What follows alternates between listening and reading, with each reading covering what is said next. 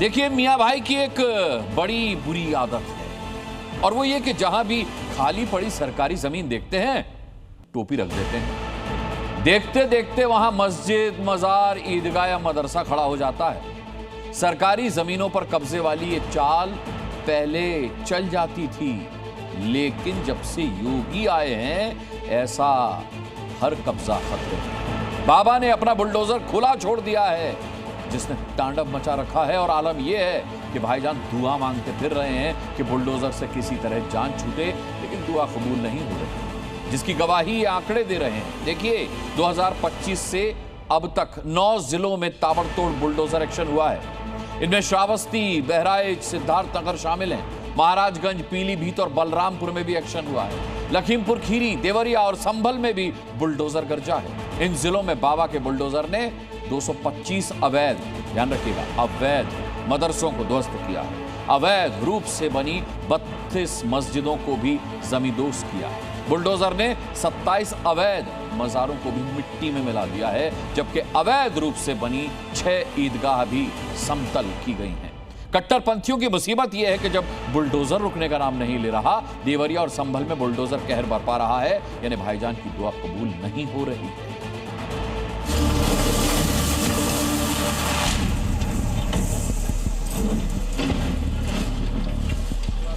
हमारा बनाया हुआ था अब टूट रहा है, तो क्या बीत रही है ये तो आप समझ सकते हैं।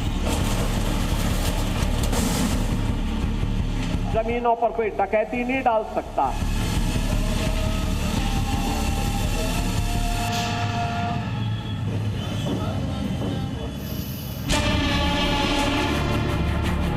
जो भी चल रहा है बुलडोजर वो कलेजे पे चल रहा है। जो कलेजा अभी फटा जा रहा है वो उस वक्त बल्लियों उछल रहा था जब सरकारी जमीन पर कब्जा कर पूरी कामयाबी के साथ अवैध मजार खड़ी की जा रही थी।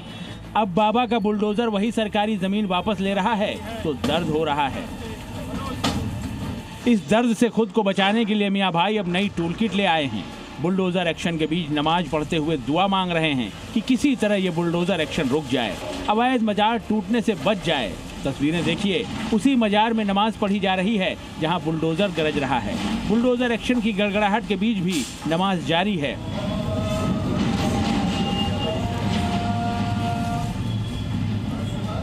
अब्दुल शाह गनी बाबा की यही वो मजार है जिस पर 3 दिनों से बुलडोजर चल रहा है। बुलडोजर कार्रवाई के बीच ही मजार में जौहर की अजान के साथ साथ असर की नमाज पढ़ी गई। एक शख्स जौहर के समय की अजान दे रहा है, जबकि कई लोगों ने अवैध मजार पर असर की नमाज पढ़ी। ये अलग बात है कि मियां भाई की ये टूल किट भी काम नहीं आई। नमाज का कोई असर होता नहीं दिखा। बुलडोजर ने मजार का सारा अवैध कब्जा ध्वस्त कर दिया। जो भी अवैध था सब समतल कर दिया। मुसलमान इतना कमजोर दिल इंसान नहीं है कि जो किसी चीज़ से हार मान जाए। अगर जहाँ गलत है तो गलत है, उसका हम भी विरोध करते हैं। जो सही है उसका हम भी सपोर्ट करते हैं। लेकिन ये जिस नीयत के तहत कार्रवाई हुआ है इसका मैं घोर निंदा करता हूँ। 3 दिनों के एक्शन में बुलडोजर ने मजार का गगनचुंबी गुंबद तार-तार कर दिया। मजार का गेट ध्वस्त कर दिया। मजार की छत की चिंदी बिखेर दी। मजार की दीवार को भी समतल कर दिया। अब मौके पर सिर्फ चबूतरा ही रह गया है, बाकी जितना भी कब्जा था सब जमींदोज हो गया है।